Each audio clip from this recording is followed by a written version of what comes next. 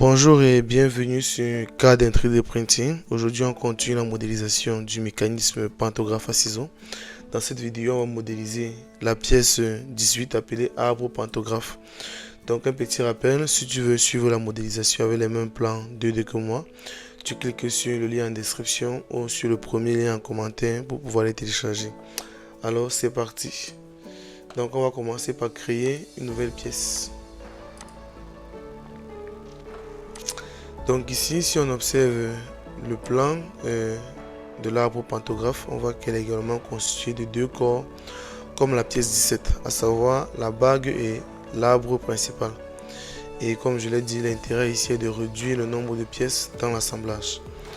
Donc vu qu'ici nous sommes sur une pièce de révolution, on va également la modéliser directement en modélisant juste la moitié de la pièce.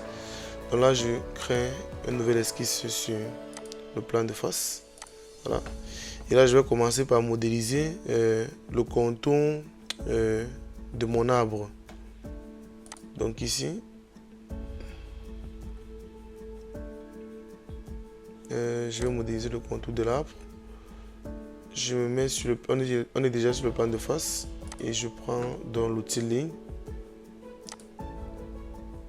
Voilà.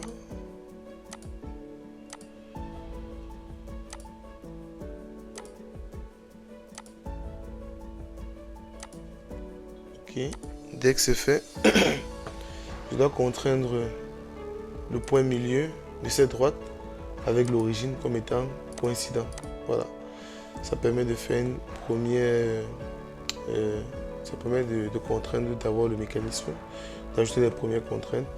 Là ensuite, je peux contraindre le milieu de cette ligne avec l'origine comme étant alignée verticalement. Voilà. Ensuite, je peux coter la longueur totale de mon arbre qui est de 204 mm. Voilà. Dès que c'est fait, j'ai la longueur intermédiaire de l'arbre qui vaut 194.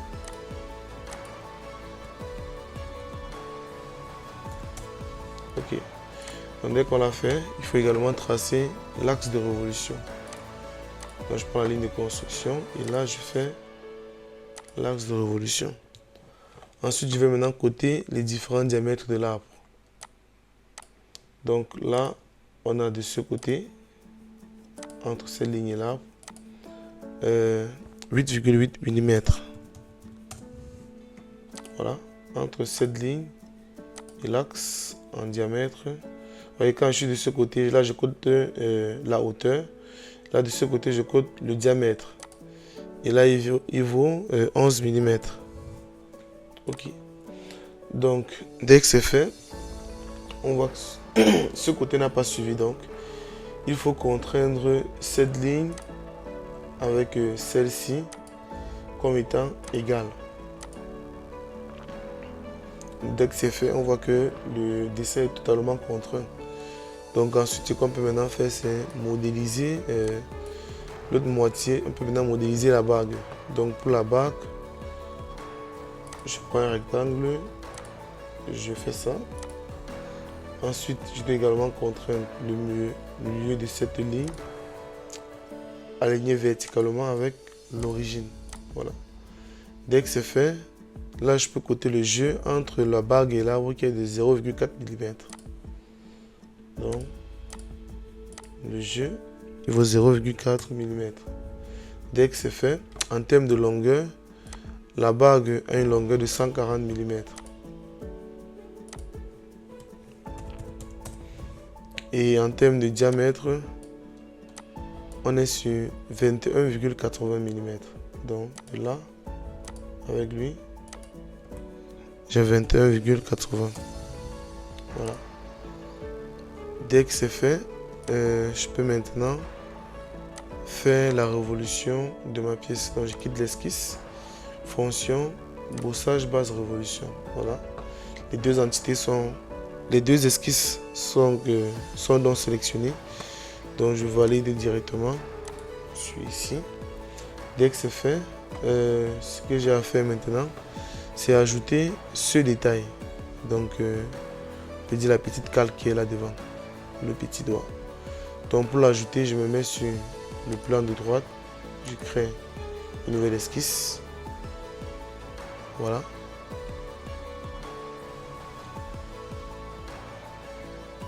Ensuite, je pense que ce qui c'est mieux de se mettre sur le plan de droit. Oui, on peut faire ça.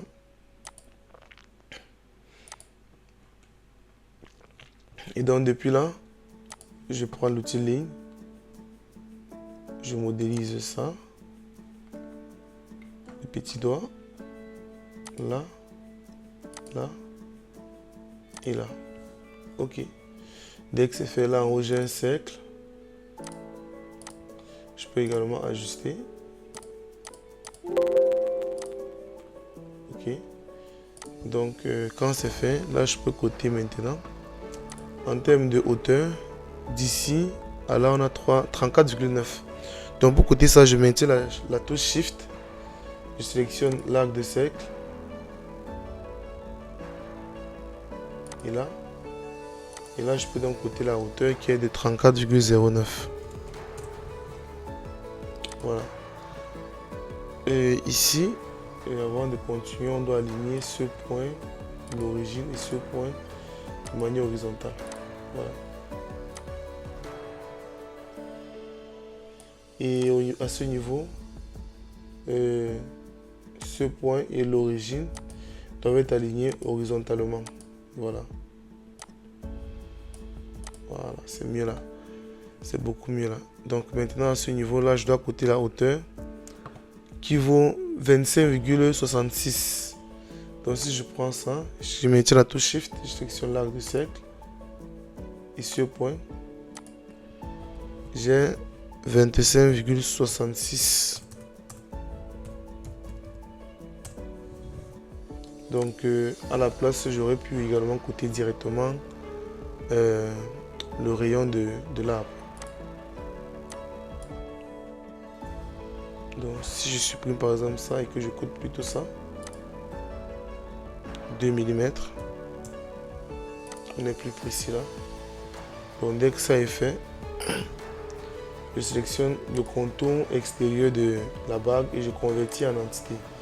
Ça permet de reproduire l'arc de cercle sur l'esquisse actuelle.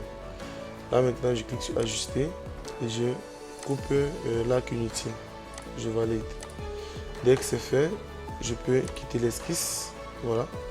Maintenant pour ce qui est de l'extrusion, il faut maintenant l'extruder sur la longueur de 20 mm à partir de 30 mm de cette extrémité. Donc vu que nous sommes au centre, on a modélisé notre pièce en étant au centre. Là, on a la courbe de 35 mm entre les deux corps. Donc si je viens sur brossage base extrudé, ici la condition de départ doit être changée. On est décalé du centre parce que vous voyez ici là, entre le centre de notre pièce et cette extrémité, on peut dire qu'on a 35 mm divisé par 2. Donc au niveau des décalages, je vais mettre 35 divisé par 2. Voilà. Dès que c'est fait, là en termes de profondeur, on est sur 20 mm. Voilà. Donc quand c'est fait, je clique sur valider. Alors, le premier doigt il est modélisé. Maintenant pour ce qui est du second doigt, je peux reprendre la même esquisse. Brossage basse, je modifie la condition de départ, décalage. Là j'ai 35 divisé par 2 et actuellement c'est dans le sens opposé. Et du coup là aussi l'extrusion c'est également dans le sens contraire et elle est sur 20 mm. Je valide. Donc on a ici modélisé nos deux doigts. Maintenant on va ajouter tout ce qui est congé et chanfrein. Donc déjà au niveau du doigt, j'ai un congé de 3 mm de part et d'autre. Donc là j'ai congé 3 mm. Là je peux sélectionner. Donc là, là et là. Même chose ici sur le deuxième doigt.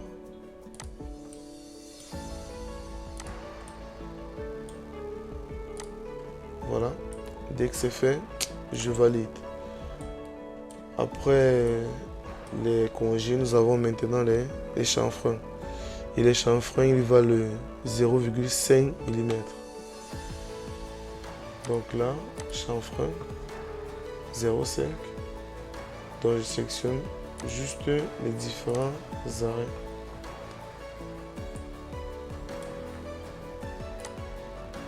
Donc j'ai mon chanfrein. Voilà. Dès que c'est fait, je valide.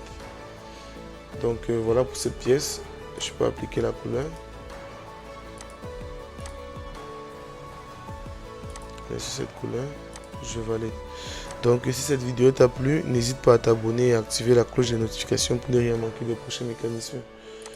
Donc avant de se quitter, on va d'abord enregistrer cette pièce dans notre dossier. Et là, on va l'appeler pièce 18 arbre pantographe. Enregistrer.